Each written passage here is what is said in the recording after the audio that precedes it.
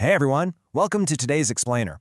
We're jumping right into something that, honestly, seems incredibly simple on the surface, but is actually an absolute masterclass in foundational education. Today, we're exploring the fascinating way that seemingly basic nursery rhymes are out there building vital cognitive skills for children. When we hear kids singing along to playful tunes, it's so easy to just dismiss it as mere entertainment. But as we unpack the source material today, you're going to see that these songs are highly structured, meticulously designed learning tools, cleverly disguised as pure fun. So that brings us right to our big hook for today. How exactly do these simple stories teach complex skills? We aren't just here to recap the lyrics of a few catchy tunes. Instead, we're really going to break down the cleverly disguised mechanics hiding inside them. We're talking about how absurd humor, physical comedy, and strict rhythmic structures work together to teach kids everything from sequential math to linguistic memory. And as you'll see later on, we'll look at how these traditional methods are actually evolving into modern digital formats. Section 1. The Elephant Counting Progression. Okay, let's look at a classic rhyme known as One Fat Elephant. This perfectly demonstrates an absolutely ingenious method for teaching early math. Just look at the sequential learning mapped out here. It's literally pure physical comedy that flawlessly masks an addition lesson. We start with step 1. One fat elephant goes for a walk but gets stuck in the rain. He gets scared of the clouds, so he signals for another elephant to come help. Then in step 2, two elephants are walking, but they get stuck in a narrow path. They can't get out, so they call a third. Step 3 introduces just absolute absurdity. Imagine 3 massive elephants trying to balance on a tiny bicycle. Step 4 sees 4 elephants sitting on a vegetable cart that inevitably breaks, sending them all tumbling down. And finally, in step 5, 5 elephants end up trapped in a monkey's net. Notice how every single step introduces an escalating, completely ridiculous obstacle. The kid is laughing at the visual of a giant pachyderm on a 10-speed, but their brain, it's actively practicing sequential counting, adding one more character at every step. Section 2. Overcoming the monkey's net. Alright, so we've reached the climax of this chaotic counting exercise. The narrative has escalated from a simple, lonely walk in the rain to a full-blown group rescue mission. The number 5 is the absolute peak of our sequence here. The arrival of that 5th elephant results in the whole group getting trapped in a monkey's net. This is the big tension point of the story. The child has successfully counted all the way to 5, bringing the whole cast together on stage, but now they're stuck. So how exactly does the rhyme reward the child for completing this numerical journey? Well, it rewards them with joy and cooperation. The narrative tells us the monkey removed the net, and all 5 elephants danced and swayed together. The elephants basically look at the monkey and laugh, which gets the monkey to take off the net.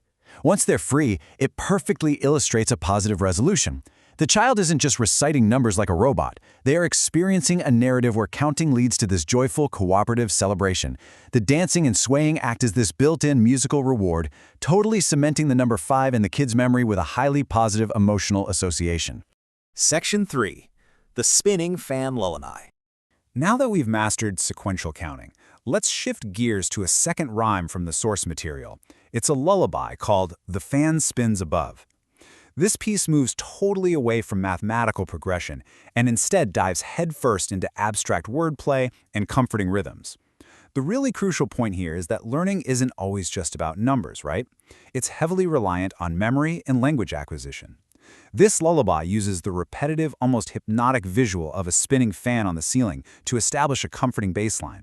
But layered right over that strict, steady, reliable beat are these wildly imaginative, surreal scenarios. This contrast, a comforting rhythm mixed with dreamlike imagery, is specifically designed to keep a child's brain super engaged and aid in early memory retention. Section 4. Peanuts, Parrots, and Uncles. To truly understand how this linguistic memory trick works, we've got to dive into the specific, absurdist lyrics of this lullaby. Notice how the song is constructed using structural symmetry. We have a core set of features, but watch what happens when we compare Ajay's verse to Money's verse. The song starts with a character sleeping under the spinning fan. They wake up hungry, and someone brings them peanuts. But here is where the absolute absurdity kicks in. They declared there are no nuts in the peanuts, and therefore I am not your uncle. Wait, what? Then the uncle goes to a place called Kota and brings back a parrot who eats a seed and sings a song to the uncle. It makes literally zero logical sense, which is exactly why kids love it. Now look at the comparison. Whether it's Ajay sleeping or Money sleeping, whether the child brings the peanuts or Vijay brings them, the core narrative, the completely nutless peanuts, The uncle going to Kota and the singing parrot remains exactly identical. This right here is a textbook example of structural symmetry. It's the practice of keeping the core elements of a story identical while only changing really minor details, like swapping out the main character's name. So why does this matter? Well, because this symmetry is incredibly comforting to children.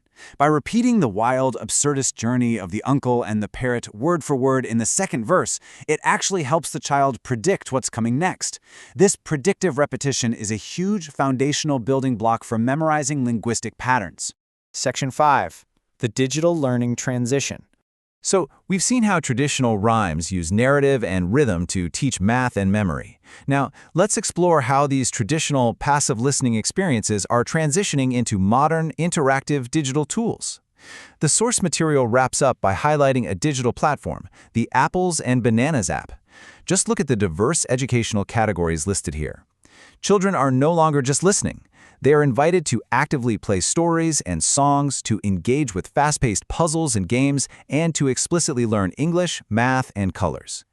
This marks a massive shift in the educational framework, moving away from passive absorption to active, hands-on problem-solving. It's a real game changer. Honestly, this comparison really hits the nail on the head. On the left side, we have our traditional rhymes, the clumsy elephants and the hypnotic spinning fan. These rely heavily on passive listening. They build memory retention and introduce concepts like counting through the vehicle of song and story. But over on the right side, we have the digital app experience, which completely demands active playing. It uses interactive puzzles and offers dedicated, separated modules for learning math and English. The app synthesizes the foundational skills introduced by those classic songs, but it takes them to the next level by requiring the child to actively interact with the material rather than just singing along. And that brings us to the end of our analysis. We've traced this incredible educational journey, from singing about clumsy elephants on a broken vegetable cart to actively swiping through math puzzles on a digital screen. The mechanics of learning are always evolving, even if the end goal remains exactly the same. So I'm going to leave you with this final thought to ponder. How will you turn today's passive listening into tomorrow's active learning? Thank you so much for joining me for this explainer, and keep exploring the hidden structures in the everyday things around you.